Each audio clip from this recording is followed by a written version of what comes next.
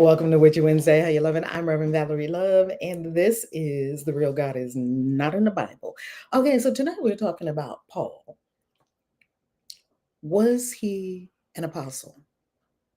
Or was he a Roman operative, a double agent, a spy, someone who was sent to throw the Jesus movement off the track, a sheep in wolf's clothing? No, the reverse, a wolf in sheep's clothing. We are going to have a conversation about Apostle Paul of Tarsus, also known as Saul of Tarsus. And I'm going to refer to him as Saul of Tarsus. I am no longer referring to him as the Apostle Paul. You'll see why after this conversation. Now, this conversation is necessary. It is necessary for us to have this conversation. Come on in, come on in, come on in, everyone. How you loving, how you loving, how you loving. It is so necessary for us to have this conversation because for thousands of years, we thought that Paul was pretty much the founder of Christianity. We thought that Paul laid down the law of how it's supposed to go. We thought that Paul wrote most of the scriptures, chapters, and most of the New Testament. Outside of the outside of the Gospels and the book of Revelation, we thought that most of these things were written by Paul. We thought Paul came after Jesus to tell us how it really was supposed to be. And what we have is that the church followed Paul, not Jesus. You mean there's a difference? Oh, there was a difference between what Paul taught and what Jesus taught. Yes, there was a difference. Yes, there was a difference. How you loving, Queen Victoria? How you loving? How you loving? So, family, thank you so much for being here on Wednesday, on Witchy Wednesday. Thank you so much for being here. I have been having a fun summer. Currently, as I film this is July of 2024, 2025. And happy Independence Day to everyone. We just had Juneteenth. Happy Juneteenth. We've got a lot going on in the world as of this space. The Diddy verdict just came out. I've been talking about that as well. We will have a full video about that coming up soon on the channel. So a lot is happening. A lot is happening. This is Witchy Wednesday, and this is all about a new series that I'm doing here on the channel. Well, it's not new because this is the 44th episode of The Real God is Not in the Bible. The Bible is not about God. The Bible is not from God. The Bible is not inspired by God. The Bible is not of God. And we were fed a scam in church about the Bible. We were fed a scam that continues to unravel to this day. We were fed a great scam, and the scam is still going. Thousands of years later, the scam is still going, and here we are. So I am here to share everything that I have learned about unraveling the scam and the conditioning of my own consciousness from being in the cult of Christianity for many decades and leaving there many decades ago. And now I get to talk about what the Bible really is. The Bible's not from God, family. The Bible is not from God. Now, I love the Bible. I have a Bible collection. I view the Bible as a literary masterpiece. I view the Bible right up there with the Iliad and the Odyssey, which I have both. I view the Bible up there with Shakespeare, none of which do I think came from God. I love that our forebears passed down to us stories that go all the way back to ancient Sumeria and ancient Africa. And of course, the Levant and all of that. I am so thankful for the Bible. I am simply clearer than I have ever been that the Bible is not about God, is not from God, has nothing to do with God. It was written by humans for other humans, and we get to make of it what we will. You get to make of your relationship with the Bible whatever you will. Because I'm a witch, I view it as a grimoire, a magic book.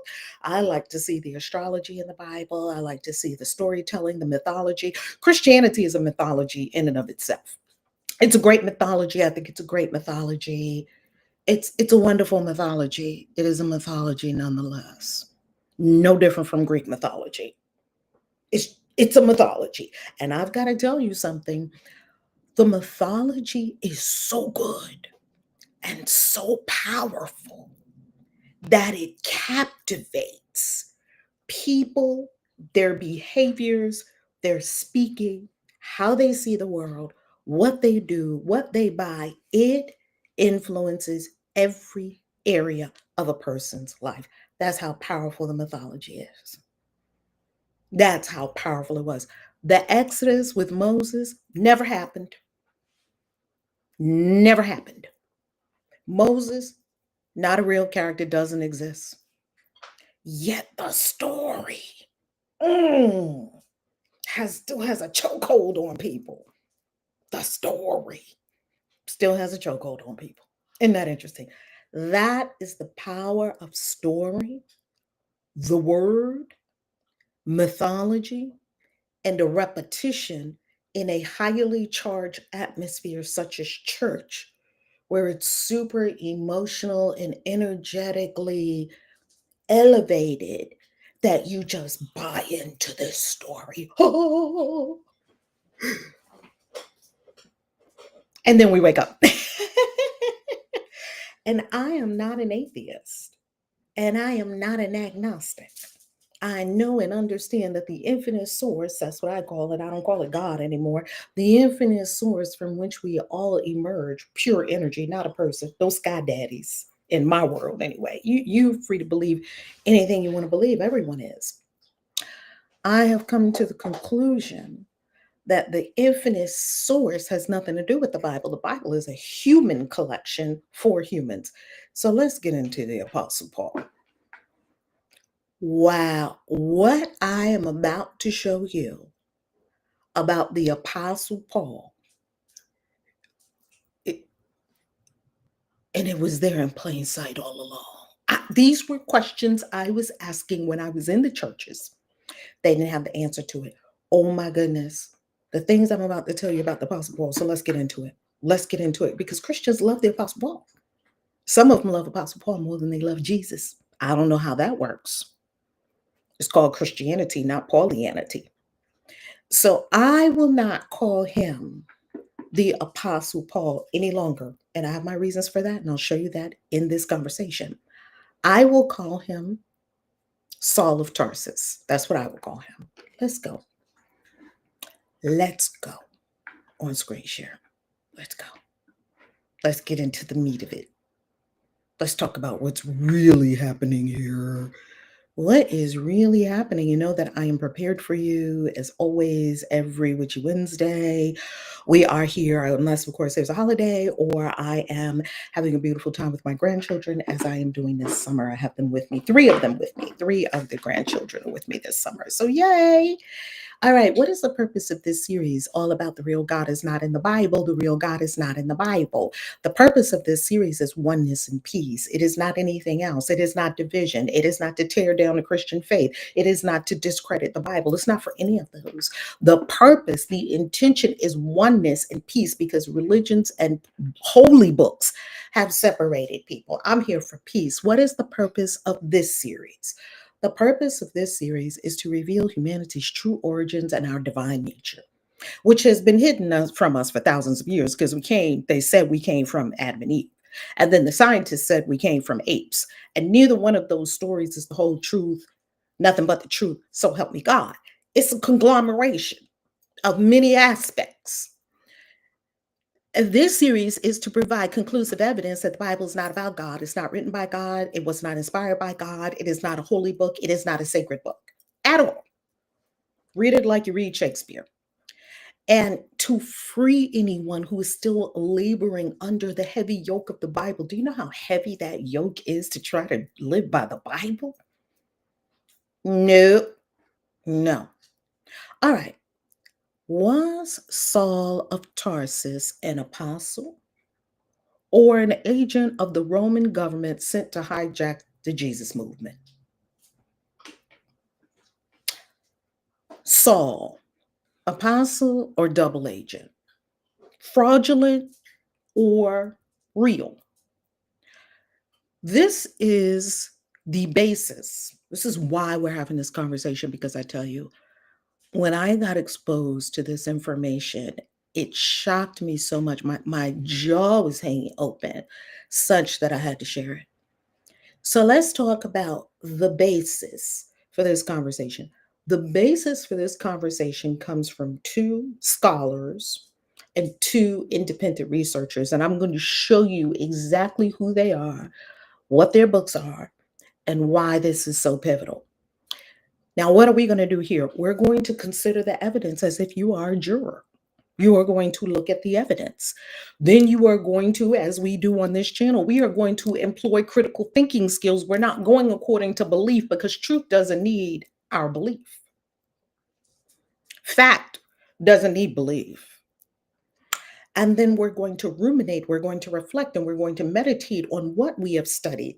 The rumination and the reflection and the meditation for things to fall together is what's really missing so much in this modern world, because people just fill their head with tons and tons and tons of facts from YouTube. And next thing you know, they're walking around talking about the Anunnaki or reptilians who came from the middle of the earth, and the earth is flat, and Mars, and they say a lot of things in one sentence that you can't even follow.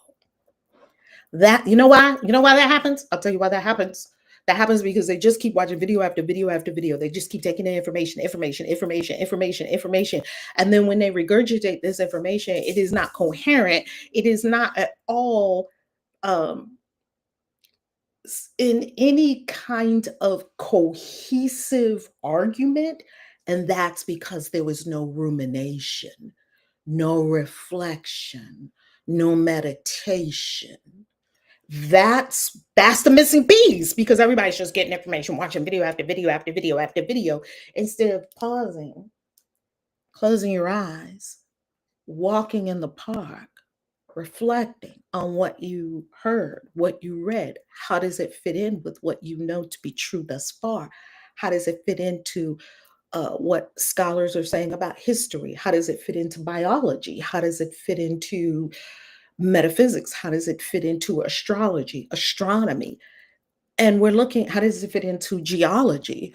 We're looking at all of these things because we want to be cohesive in our thinking and not fill our head with tons of useless facts. Here's the first scholar that I want you to pay attention to. OMG. He was on the History Valley podcast, and I promise you, listening to this man will make you just fall on the floor. His book is called Operation Messiah: St. Paul, Roman Intelligence, and the Birth of Christianity. Ooh, written by, this is the scholar, his name is Thix Votskulin. I hope I'm pronouncing his name correctly because I believe he's in the Netherlands. And his co-author of this book is Rosemary Sheldon. Now, I want to tell you, first of all, that he also wrote another book. And the other book that he wrote, I don't know why this is not showing right now because I do have a picture of it right here. Let me plop it over for you again. Okay, Operation Messiah. Let's go back. It's this one. Why is this picture not showing? Hold on. I'm going to show you. Actually, let me upload it again because it's acting like it doesn't want me to show you this picture. And I know I had this picture in here. Let me delete this and I'm going to show you the picture because for some reason it doesn't want me to show you this picture. Okay, here is the picture of the book. The book is called The Perfect Spy: St. Paul, the greatest double agent in history. Double agent? Wait, what? No, he's not a double agent. He's an apostle of Jesus Christ. Really? Or was he a Roman agent? So this wrote both this book, Operation Messiah, which is more what we're going to focus on now, with Rosemary Sheldon, and he also wrote The Perfect Spy, St. Paul. Now, who is this? He originally wrote this book for his master's thesis in history and journalism. The perfect spy presents a bold statement that Saul of Tarsus, better known as the Apostle Paul, may have been a Roman operative tasked with infiltrating and redirecting the Jewish resistance from within. Scandal. Let's look at the bio of his co-author, who co-authored the book, Operation Messiah, because now we're getting into covert operations. Now we're getting into double agents. Now we're getting into that Saul was actually sent into the Jewish community and into the Jesus movement to infiltrate and shift the movement to something else using the greatest means known to humanity, the mighty word, writing, teaching, speaking, being very persuasive in his arguments. And we're going to examine it.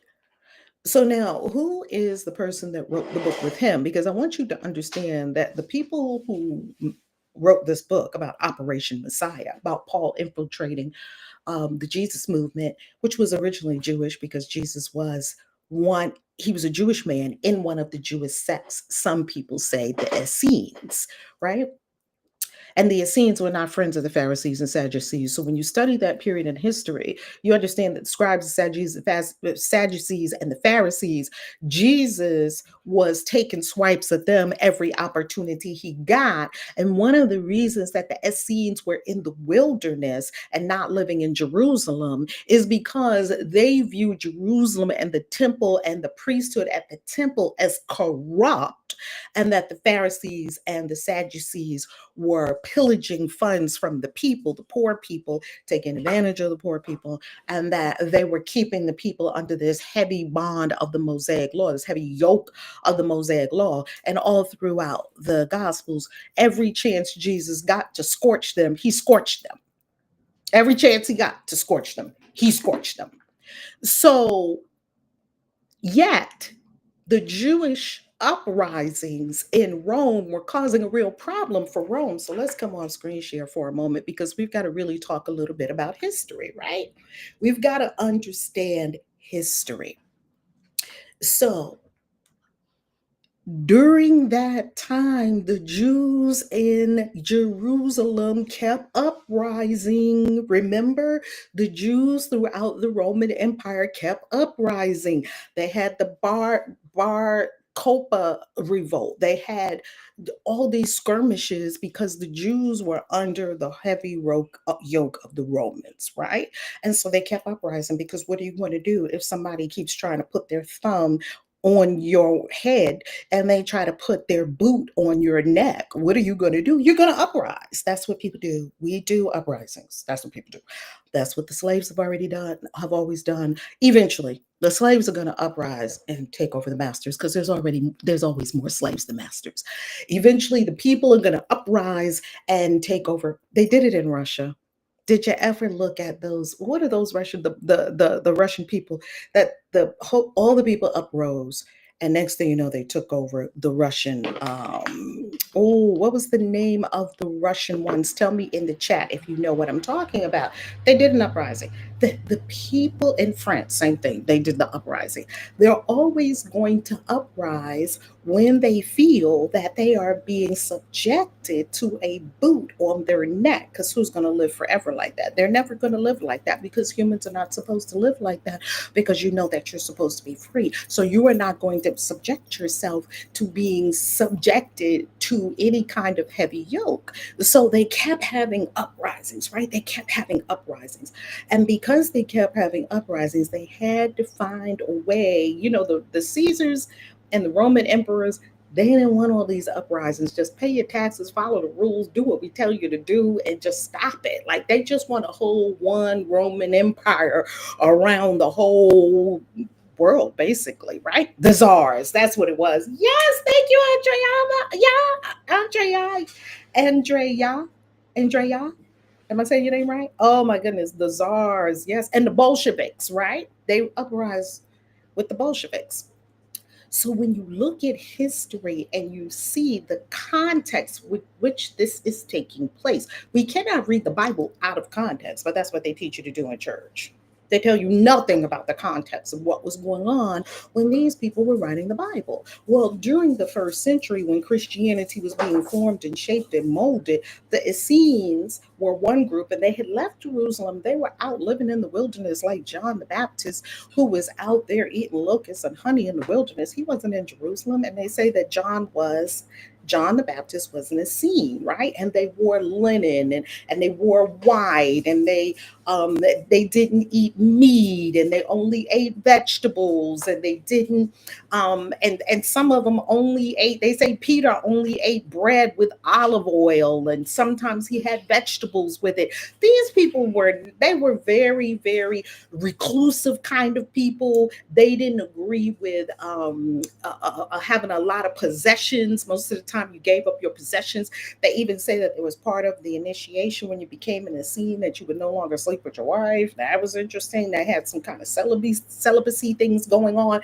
So this is a very different kind of community, and this community is the Essenes, where you have Jesus was from the Essenes, likely John the Baptist was from the Essenes, James the Just, the brother of Jesus, if you believe that that's the same James, whether he was the brother of Jesus or it was another James, because there were quite a few people named James, yet we do know that Jesus had a brother named James, right? And they killed him later. Well, they killed him by throwing him off the temple wall in Jerusalem, and then he didn't get killed by the fall, which we're going to show you in a moment. And so then they beat him to death. It's like they stoned him and clubbed him and whatnot, and they killed him. Because why? Because John the Baptist, who came before Jesus, right? He was teaching in the wilderness, and before John, there was another teacher that they called the teacher of righteousness, which could have been a teacher to both John and Jesus. So there was some other teacher that was around the first century BCE in the Essenes that was called the teacher of righteousness. That's how they referred to him, and he could have been even the teacher of John the Baptist, right? Read Dr. James Tabor's work and follow Dr. James Tabor right here on YouTube. Well, he talks about this teacher of righteousness and who was he. We don't really know who this teacher of righteousness was, yet he predated John and he predated Jesus and he predated Jesus' brother James, obviously. Well, the Essenes did not like the Pharisees and the Sadducees. The Pharisees and the Sadducees were considered corrupt. They were considered taking advantage of the people. Jesus called them vipers, offspring of vipers, like he was roasting them. So you see that these groups are at loggerheads, and these are groups within Judaism. These are different sects within Judaism. And then you have the Jewish rebels that were at odds with the Roman government. But some of them were in bed with the Roman government because the Pharisees and the Sadducees were kind of cozied up to the Roman government, and that's how they were getting the things that they wanted to get, right? So you can see that there's politics at play. This thing is not just simple and straightforward, just like it isn't even today. Politics is very complex. It's a complex global landscape of politics and different Greek-speaking people, Jewish people, Hebrew-speaking people who loved the Romans, people who hated the Romans, people who were trying to be the Romans, people who were slaves to the Romans. Like, a lot is going on. So we must take those things into consideration when we look at the Bible, because if we don't, we're looking at something and we're taking it completely out of its context, and that is only giving a partial view. What I am offering is, let's put the Bible back into its context and let's look at all the things. Let's get inside the first century, the second century, and even the first century BCE to see what happened before these things were written, so that we can better understand what's really going on in the Bible. Well, I have some questions about Paul. 13 questions to be precise. And I'm going to put these questions to you, and you tell me what you think. You tell me your thoughts. Okay, so let's go back on screen share and let's get deeper into this Paul conversation. Okay, so now that we kind of set the stage, that we know that there are all these different factions going on during this time period, there's uprisings in Rome, and Rome just wants everybody to just follow the law, pay your taxes, and just be a good Roman citizen, right? Okay. So now we understand that this book, Operation Messiah, and this book, The Perfect Spy, are both written by Fizz. Then he says in his book that it is very possible that not only was Saul a Roman citizen, which he did even in the Bible say, hey, I'm a Roman citizen, and therefore you have to take me to Caesar. I throw myself on the mercy of Caesar. Not only is he a Roman citizen, what is being put forth is that Saul was a very high ranking, well known, possibly wealthy, very powerful Roman. He wasn't just any normal Roman citizen. Let's go further. Before we go to the next scholar, let's look at the bio for the co-author of this book. Like, is he just coming up with a crazy scenario that Paul is a double agent? Like, this is crazy. Well, let's look at who the co-author is to see about the research. The co-author of this book, the first one, not The Perfect Spy, Operation Messiah. You see, Operation Messiah is written with Rosemary Sheldon. Let's look at her bio. I pulled it up. Let's go to Rosemary Sheldon's bio. I pulled these up for you on. Okay, let's go to her bio. Here's Rosemary Sheldon. Here's her bio. This is her bio. Professor Rosemary Sheldon received her PhD in ancient history. Okay, so what do we know? This is not speculation. This is a PhD in ancient history, her dissertation on intelligence gathering in ancient Rome. Rome had a CIA. Apparently, how do you think they became the Holy Roman Empire, the entire Roman Empire? You don't think they had spies? You don't think they had operatives? You don't think that they had agents of the Roman government going around secretly spying on people, quelling uprisings, infiltrating groups that may have seemed to be rebellious kinds of groups? It's the same thing the United States does right now. Okay, this is her dissertation. She wrote her dissertation on intelligence gathering in ancient Rome, won her dissertation, won a National Intelligence Book Award in 1987. She is a professor emerita of history at the Virginia Military Institute, where she held the Burgwin Chair in Military History. This woman is a freaking genius of military history, intelligence gathering in ancient Rome specifically. That's a very specific niche. Okay, she was made a fellow in the American Academy in Rome in 1980. Dr. Sheldon has been on the editorial boards of the International Journal of Intelligence and Counterintelligence. This woman knows spies. The Journal of Military History. This woman knows covert military operations and small wars and insurgencies. She has written 7 books and more than 3 dozen articles on intelligence in the ancient world. If somebody wants to know about espionage, intelligence, spies, double agents in ancient Rome, this would be the woman that you would call. And she is the one that co-authored this book about Paul being a double agent. Now, if some rookie had co-authored the book, don't pay much attention. When an absolute master, a doctor of intelligence specifically related to ancient Rome, writes a book about the intelligence, insurgencies, counterintelligence in Rome, and has award-winning books about that, and her dissertation won an award, I think we need to pay attention to that. I think, what do y'all think, family? Let me ask you, I'll put it to you. I'll put it to you. What do you say? Do you think that this person knows what she's talking about? Do, do. Looks very credible to me. Looks very credible to me. And it's not like I just believe every scholar because they read a lot of books. No, I believe the people who did the work. She did the work. She went deep into the subject matter to uncover things, secrets for us that I would have never known. We need this. Okay? We need to understand this. So when Christians come to you and they try to tell you, no, Paul couldn't have never been no spy for the government, for the Roman government, trying to hijack the Jesus movement, that could have never happened. That's crazy. Well, refer them to facts. Refer them to facts. That's all I say. I just like to study facts from people who have studied the facts. Now, of course, there's room for speculation. We can speculate about certain things. Other things probably are not speculation. This woman is an absolute master of what she's talking about, specifically in ancient Rome.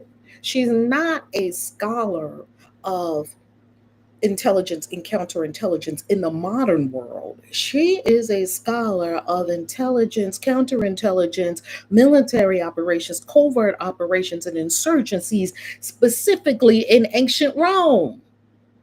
That's who co authored the book. That's why I was paying attention to every word they said. I was paying attention to everything he said. Let's continue. So, let's get on with these 13 questions. Well, I'm going to show you the next scholars that this conversation is based on. I didn't come up with all this out of my mind, even though my mind is extremely imaginative. I didn't come up with this out of my mind. There were suspicions that I had all along about the Apostle Paul. I had so many suspicions about the Apostle Paul. So many. He just didn't seem to fit Jesus. Did y'all ever have suspicions about him? Suspicions. Always did. By the way, I'm wearing my Christian Witches t-shirt. Let's go further. Let's go further. You too, Lana. Come on, Lana. Money Magic is in the house. A burglar can tell you how to burgle. Isn't that the truth? Oh, goodness. I mean, for real, for real. And you know what? In church, they would tell you don't read these books, because it's messing with your mind. It's messing with their ability to control your mind through the Christian story. I have come to the conclusion after this latest study deep into the Apostle Paul that religion is anti human.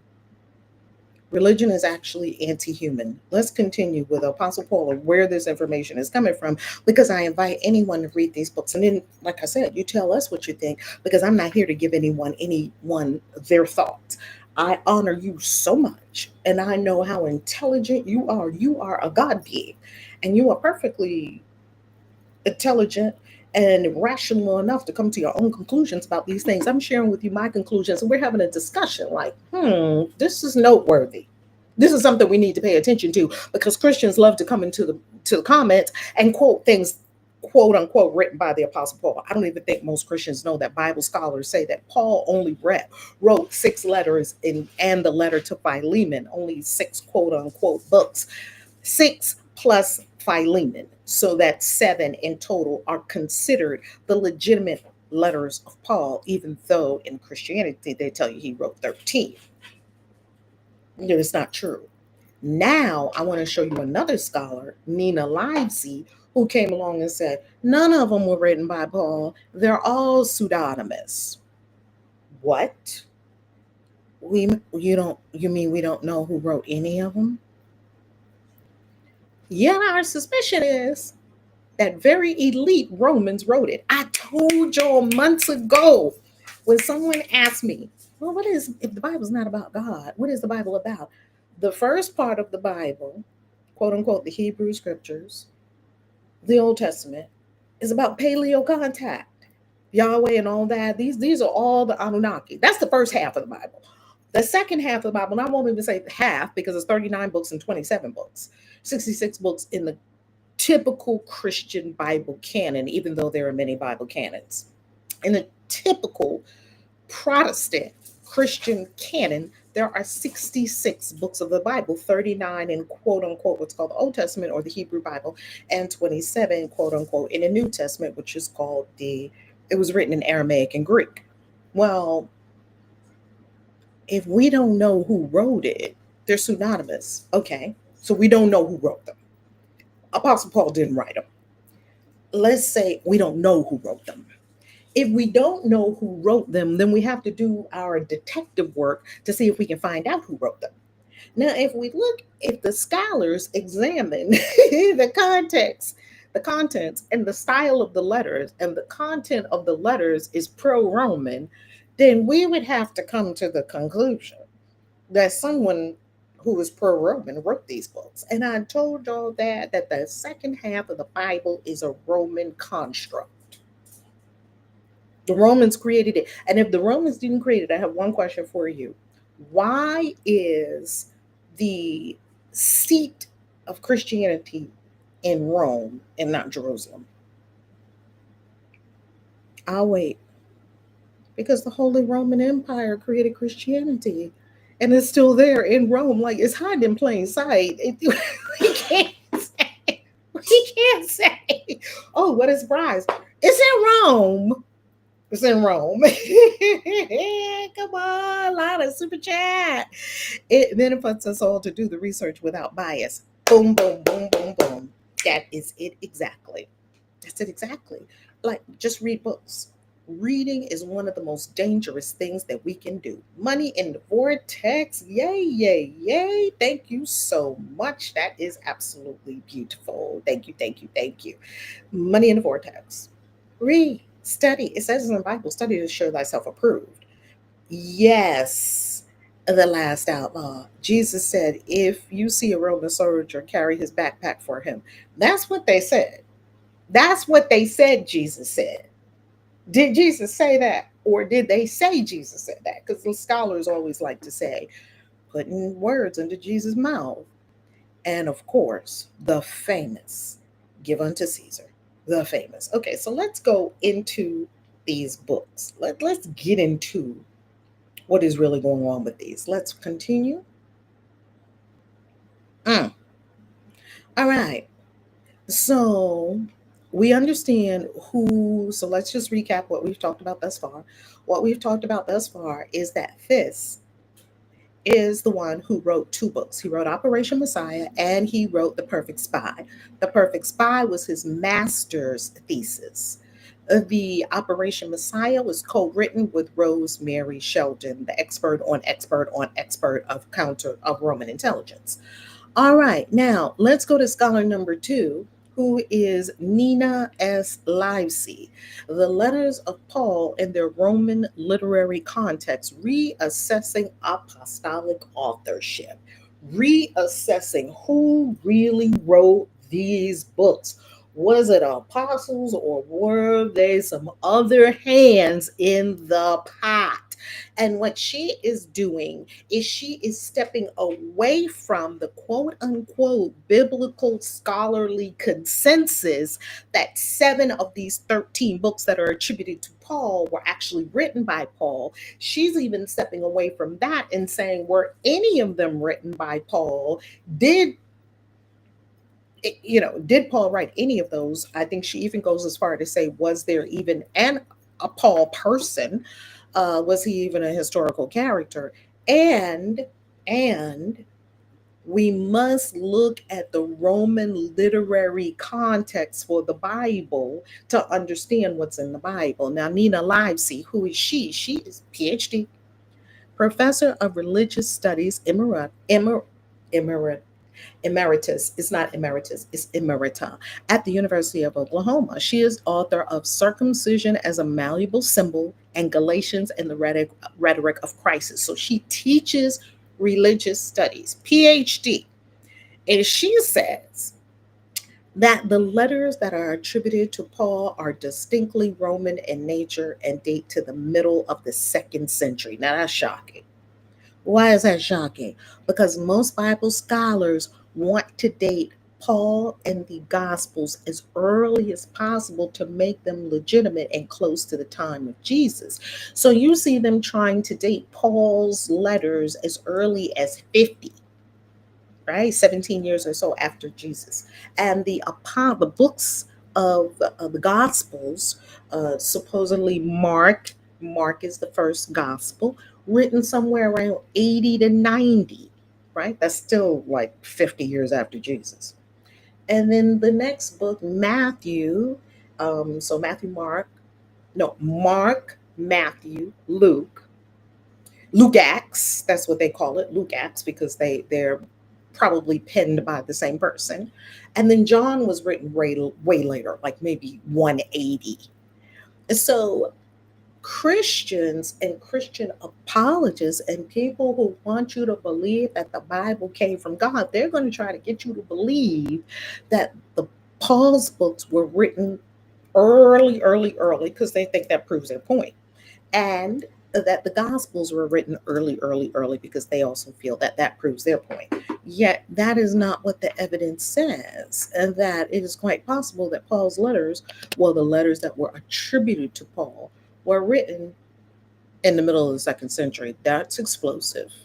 Okay, let's look at the final resource that I want to bring your attention to. And I'm going to put links to all these books in the chat. If you would use our affiliate links from Amazon.com, that would be so amazing. Thank you for supporting the channel. And thank you for supporting this work that I do, this global work of opening our eyes and coming home to the truth of ourselves and our divine identity and stop believing everything religion says. Well, the independent researchers are James Valiant and Warren Fahey, and they wrote the book Creating Christ: How Roman Emperors Invented Christianity. And now, what I want to do is I want to drop each one of these books in the chat so you yourself can look up these books. You can look at these books yourself and you could determine which of these books you'd like to purchase for yourself. And I do want to say something about Operation Messiah. Um, Operation Messiah, well, Operation Messiah has a reasonably priced paperback, but some of the books that are super high priced and that are published by a university press, they're not, the author didn't make the pricing for the book. So we cannot say that the author is trying to gouge people, because these professors, they don't. There's one book, hold on, as an Amazon influencer, I'm going to say hashtag ad. I've got to say this, proper disclosure, and I've got to say affiliate link. Yay! As an Amazon influencer, I earn commissions when you purchase using my affiliate link. Thank you so much for supporting the channel. I'm also going to put here for you. See, for instance, Nina Livesey's book. This is probably a university press. That is the Cambridge University Press. Whenever you see this is more like a textbook or something that they would study in college. And it's not really even really for people, quote unquote, lay people like you and me to read it. So that's why the pricing is outrageous. Nina Livesey didn't set the price for this. Cambridge University Press sets the price for it. And so it's not like, the scholars, because I've heard some people say online, oh, they're just grifters trying to get money from you. Like, first of all, authors don't get a ton of money from the books that they themselves write. If they've written it through a press, that's first. And second of all, authors don't make the price that their book is sold for. The publisher does that. So let's cut them some slack, okay? And then Creating Christ, oh my goodness, you can get the Kindle for pretty inexpensive. This book right here, oh my goodness, bombshell. Bombshell that the Romans just whole cloth invented Christ. And oh my goodness, it's kind of it's kind of it's really concerning. It's really concerning. Okay, so let's continue, because I do want to show you questions that I have about the Apostle Paul, and then you tell me what your thoughts are. So those are the books that I want you to look at. I want you, and who is James Valiant? James S. Valiant obtained a degree in philosophy from New York University and a Juris Doctorate from the University of San Diego. So he is an attorney, and he posits that the Romans invented Christianity. basically how Roman emperors invented Christianity. It says it right in the title. Now, of course, some of the scholars take issue with this book and with James Valiant because they say that some of the coins that are shown in the book are not 100% accurate, and some of the research in the book is not 100% accurate. And I get that. The reason I'm recommending that you read it is because I want you to read their whole thesis and make up your own mind, even though here and there may be points that are not 100% factual. I've got 12 questions, not 20 questions, actually 13 questions. I've got 13 questions about the Apostle Paul. Now, I want you tell me if any of these questions sound like a person who is truly left the Roman pagan religions, converted to quote unquote Christianity. It is now an apostle. It is all for Jesus, Jesus, Jesus, and that we should listen to everything he says. Let's just ask some questions about him. First of all, why was his wild claim to have seen Jesus post mortem not come under more scrutiny, even though it cannot be substantiated or corroborated? Now let's come on screen share for just a quick second.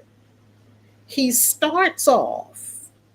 This is how he starts his whole shebang with the Jesus people.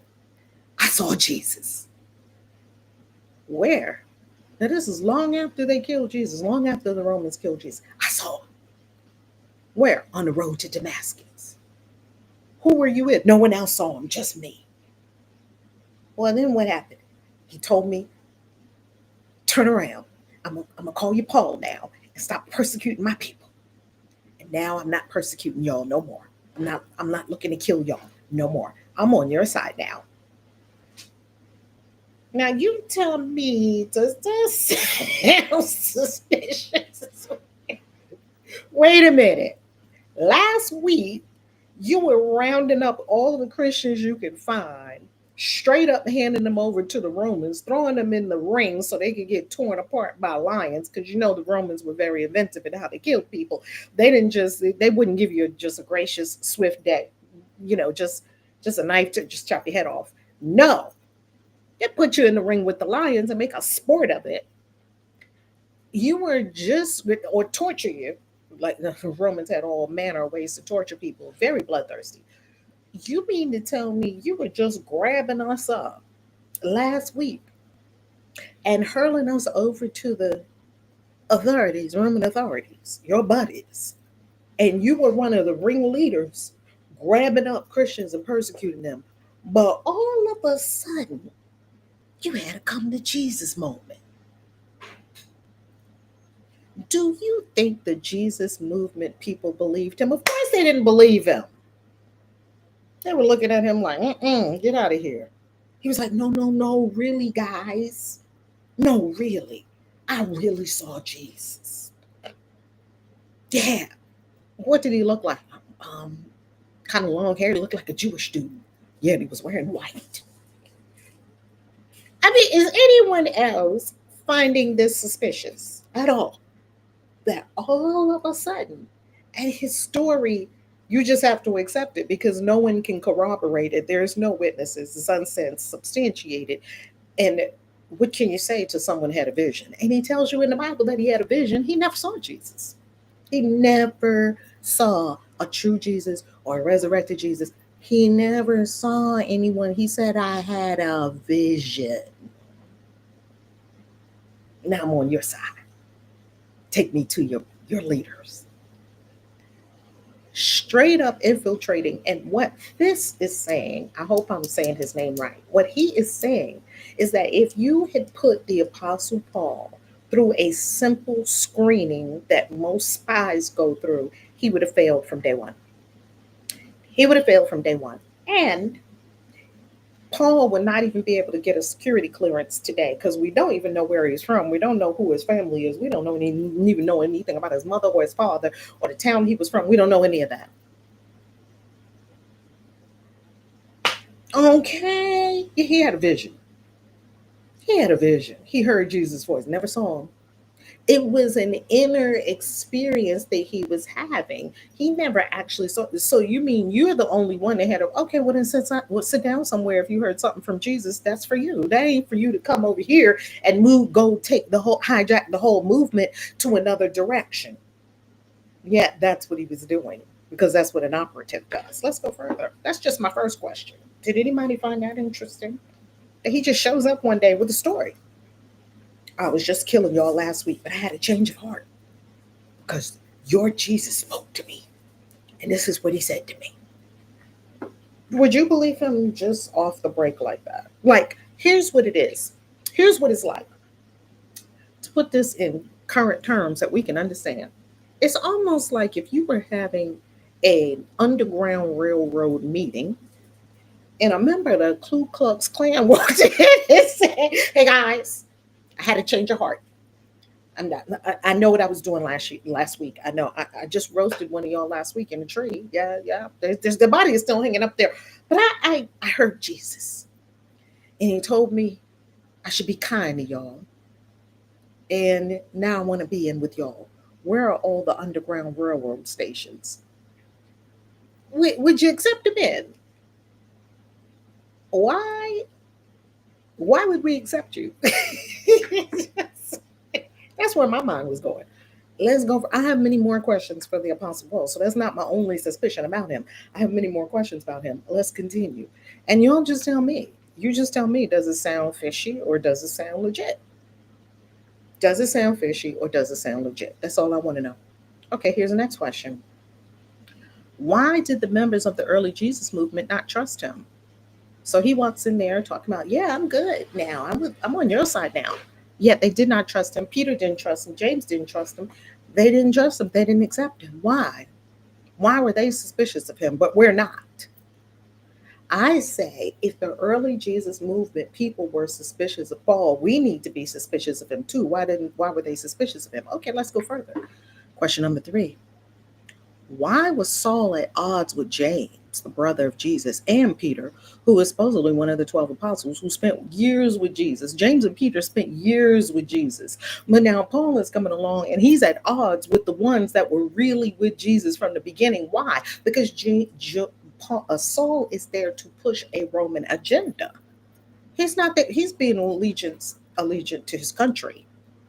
He is not there for religious reasons. He's there, he's a political operative, posing as a dissident. Oh, I left them.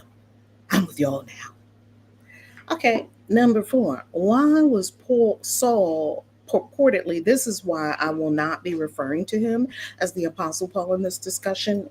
After I've been studying with this, I will no longer ever refer to Saul of Tarsus again as the Apostle Paul. I would, because that's his religious name, that's his fake name, that's his spy name, that's his double agent name, that's his infiltrator name. I would call him Saul of Tarsus. Question number 4. Why was Saul purportedly implicated in the death of James, including clubbing him in the head? What? James, the brother of Jesus. So when Jesus was talking to you on the road to Damascus, he didn't tell you not to kill people. He didn't tell you that. Apparently he didn't. Okay.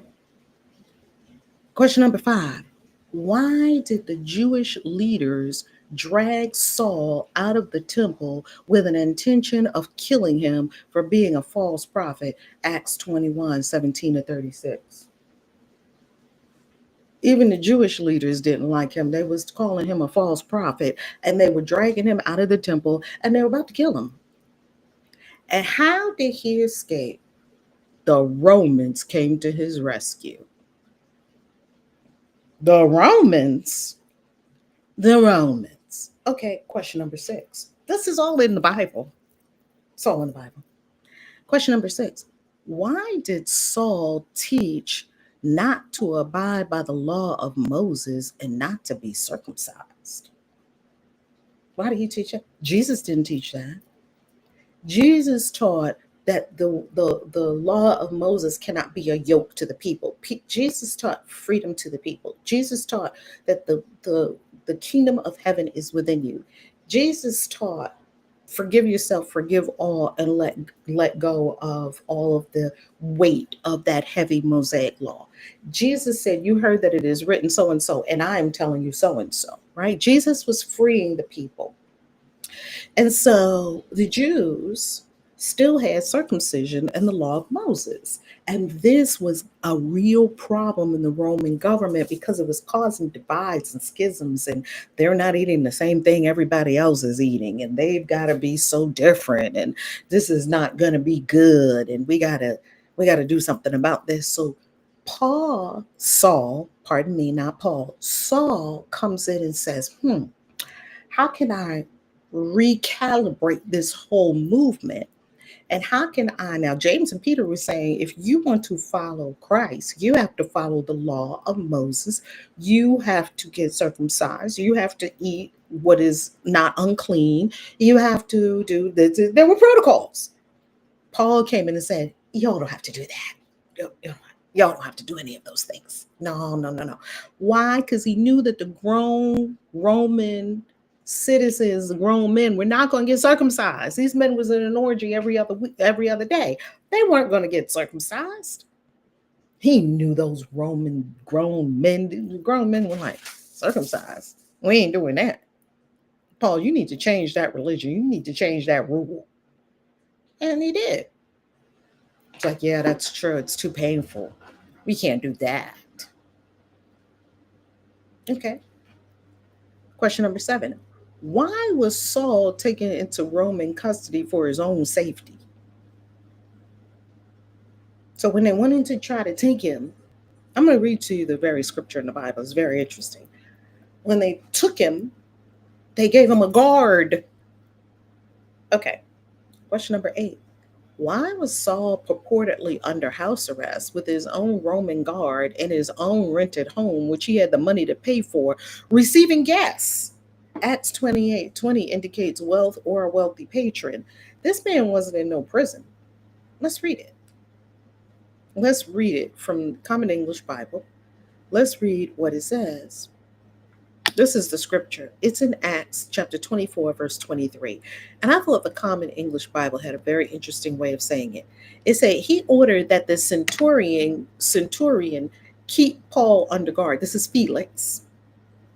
Though he could have some freedom, and that he should not prevent any of his friends from meeting his needs. So he arranged for a centurion to guard Paul. But Paul was supposed to still have his freedom. It says here, but to treat him with indulgence, giving him some liberty. And not to stop his friends from coming to visit him and bringing him things, bringing him gifts and bringing him food and all that. Like, yeah, he's under house arrest, but that don't, wait a minute, let me come on screen share. Does that sound like the Romans to you? Does that sound like the Romans to you? That you're an enemy of the Roman state. You left there, supposedly. That's the story. I'm not with them anymore. I converted. I talked to Jesus on the road to Damascus. And I'm one of y'all now. Yet you ain't getting the same treatment that other people are getting. You are given a Roman guard. Why would the Romans give you a Roman guard? Because you was bad for Rome. It's very plain to see. Okay. Then why is Felix, who is, I believe he was the governor, why is Felix giving Saul, let me not say Paul, Saul, see, old habits die hard. I keep wanting to call him the Apostle Paul, Apostle Paul. Saul, why is he giving Saul a guard, a centurion, to guard him and to keep him safe and let all his friends come? Oh yeah, he's quote unquote under house arrest. And let all his friends come. And do you think they were treating any of the people in Jesus movement like that? You tell me. Yes, Moses is Tutmosis. Moses is an Egyptian name. You're absolutely right. Okay, let's continue. I have more questions about the Apostle Paul. It looks pretty bad for him. It looks like he's a spy. Okay, what number are we up to? Okay, so he's getting gas. He's under house arrest, but they say that he's in his own rented home, which he had the money to pay for. Either he had a wealthy patron, according to Acts 28:20. Why was Saul sending greetings from everyone, including from Caesar's household? In Philippians 4:22, he says, I send you greetings from all in Caesar's household. Caesar's household? You are way up there in the Roman government. The Caesar? You hanging around in the emperor's palace. You're hanging with Caesar. Why was Saul hobnobbing with Roman elites? Phoebe, Romans 16:1 and 2, very wealthy woman, administrator, leader, very powerful woman. Erastus, this is a city treasurer and a high ranking government official. Romans 16:23. Erastus, high ranking government official. Paul's just hobnobbing. These are his buddies, these are his friends. Why? Because he's a Roman operative. Why is Saul treated with unusual and uncommon favor by officials while in Caesarea and on his travels to Rome? Unusual. Wherever he goes, he travels throughout the Roman territories, and he's always being treated with this unusual and uncommon favor from the Roman government. Why? None of the Jesus movement people were seen as insurrectionists, rebels. They were eyed suspiciously. They were never been treated like Paul was being treated. Okay. Why was Titus his forerunner and sidekick? I asked ChatGPT about these high ranking people in the Roman government because I wanted to know more about these high ranking people. Let's look at all these high ranking people that Paul was hanging out with. It's in the Bible. Phoebe, a wealthy patroness. Erastus, city treasurer. They call him a high ranking civil official. Okay. Here in the archaeological record, they found something that an inscription that states Erastus, Commissioner of Public Works. Okay. These are not regular rank and file, ordinary Roman citizens. These are the elite, highest of the high Roman government officials. Prisca and Aquila, these were business owners, artisans who had capital and mobility. They were able to move about and they had enough money and big enough houses to host all these people. Nympha, also wealth and leadership, a super wealthy woman. Lydia, they could stay at her house. She was a businesswoman in luxury trade, purple cloth. And she had means, financial means of social freedom. And she also had a house big enough to have a house church. Gaius, also very wealthy, able to have a house church in his house. Stephanus, also a financial supporter. Junia, a prominent missionary couple. They were people of influence. These are all Roman people, members of Caesar's household. So this case for Paul being not an apostle and really a government operative is really it's really very interesting. And it warrants our serious consideration. Why was Titus his forerunner and sidekick? Who was Titus? Titus, which we have a book written by him in the Bible, right? Supposedly, or letter to Titus. Titus, did you notice that Titus always went before Paul to get things ready? He was also a fix-it person. He was like a person that could travel all around. He could transport funds throughout the Roman Empire, which meant that he had a level of mobility and connectivity that he could do different things. He wasn't this young, innocent guy that they told you he was in church. That's what they told us about Titus. And here's lucky number 13 question. Why does Saul consistently espouse Roman values such as paying your taxes to the government, heeding the government as God, and slaves obeying their masters as an act of loyalty to God?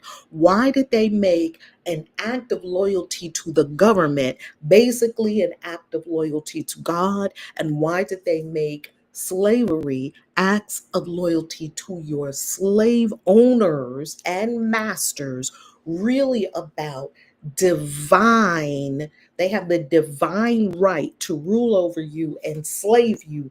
And when I read that, I knew that certainly wasn't from God. I've always known that wasn't from God, because why would God create all these people and then give some people the right to slave other people and treat them badly? Yet in the writings of Paul, he makes it seem honorable and virtuous to be a good slave to your Roman slave owner. That should be a red flag right there. That should be a red flag. Because not only, let me come on screen share for a moment to share this piece of the pie. This has been one of the worst possible teachings from religion, because it perpetuated the slave trade. They used it.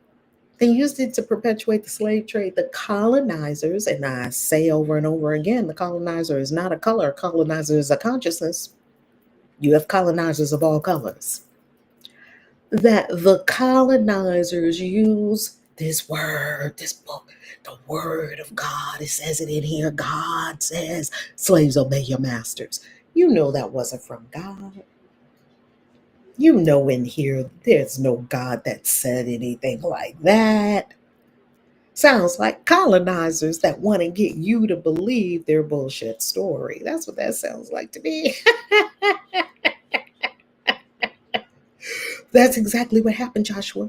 Joshua, you're on it. He said, I hear you, and I'm seeing the possibility of him being a double agent. They knew they could collapse internally, and he calls himself the Jew of Jews. That's right. He was sent in to infiltrate the Jesus movement from within, redirect the funds, because do you remember he kept collecting all that money? And where did he take the money? The Bible never says that he gave the money to Jerusalem. The Bible never says that he gave the money to Jerusalem. He was probably diverting that money from, divest them of their funds so that they can't fund their insurgencies any longer. These rebels and rascals, divest them of their funds. So he was like, yeah, well, let's give all your money to people less fortunate than us. Oh, that sounds so noble. Also, so altruistic. But it never says that the money ever got to where it was going. Do you think he siphoned the money from the people that were in the Jesus movement to give to the Roman government?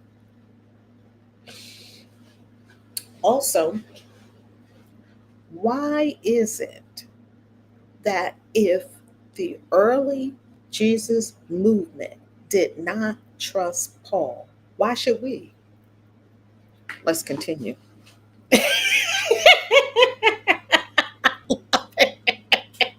From your lips to God's ears, because I see myself on History Channel, baby. I see myself on History Channel. You should have your own History Channel special. That's what I'm talking about. Yes. Yes, History Channel. I'm coming for you. I'm coming for you, History Channel. Okay. Let's read this one. Papal Bull, Unum Sanctum, the right to enslave souls through baptism and birth certificates. They want to own you. And they want to not just, oh, thank you so much for that, Temple of the Light Sage. Thank you so much for that. They don't want to just own you, your body. They want to own your mind, because it'll be like the elephant. If you get the elephant to understand that this little string around its leg keeps it where it is, it won't wander, because consciously it has made the mental connection that this little tiny rope tied to this little peg around the elephant's foot, the elephant thinks it can't go anywhere. Yet, that elephant could walk away at any time. That's the insidious nature of people trying to convince you that you ought to be under the thumb of other people. You won't leave because they have your mind. And once they have your mind, they know that they have your body forever. And they're siphoning your energy. They're just siphoning your energy. Paul said the same exact thing they tell you to do right now in all Christian churches. Keep waiting on the Messiah. That ain't come yet. Keep praying, keep obeying, and keep paying. Keep waiting. He's coming, he's coming, he's coming. We 2,000 years later, do Jesus not have GPS? He don't know where we are. Does he not know where planet Earth is? What is he waiting for? Keep waiting. He's gonna come back. Keep paying while you're waiting, because we need some big churches up in here. We need y'all to bring the money now. And keep praying. Just praying to the Sky Daddy, hoping the Sky Daddy would drop trinkets on your head. And keep obeying, obeying, obeying. You see, and they have people by the jugular because they're using God said. Oh, that's one of the most powerful stories you could use. God said it. God said it. God said it. Well, if God said it, that's right. God said it. You minion, you sinner. Right? And then they divested the people of all their power because they told them you were a sinner. You're born in sin and you're full of guilt and you're full of shame and you got things to atone for. And how could you ever expect to have much in this world? You need a savior, and the savior is Jesus. He's coming back one day for you, but right now we're having all the fun. What? No.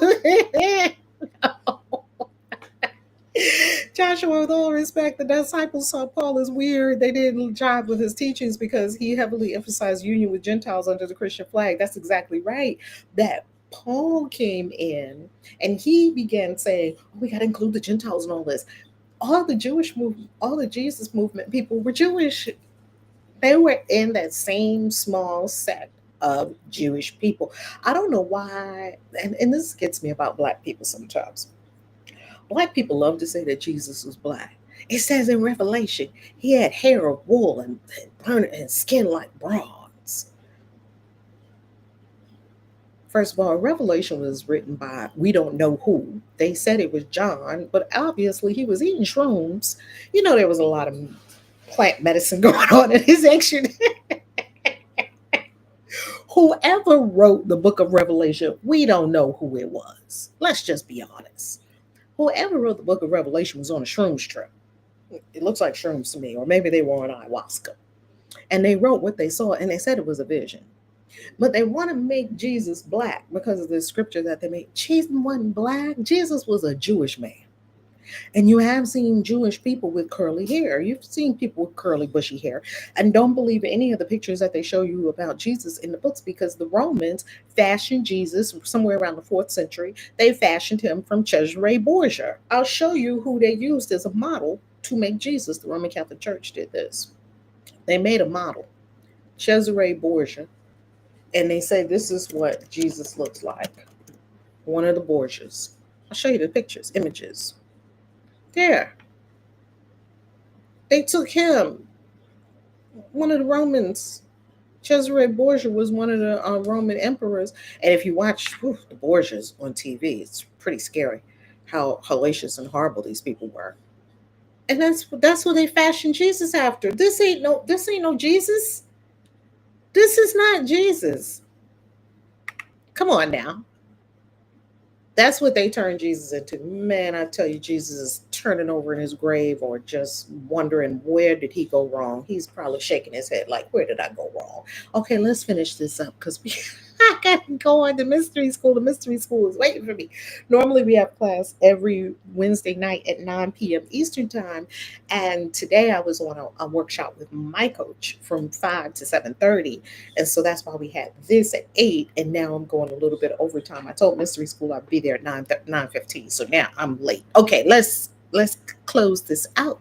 So Saul, Apostle Paul, this is the story from Hegesippus, who was one of the earliest church chronicles, who said that James was the one that they threw him down off of the top of the temple in Jerusalem, and then they stoned him. And part of the story, some parts of the story, I don't know if it's from Hegesippus or from other scholars or from other first century chroniclers or other historians, say that Saul was the one that hit James in the head with a club and killed him.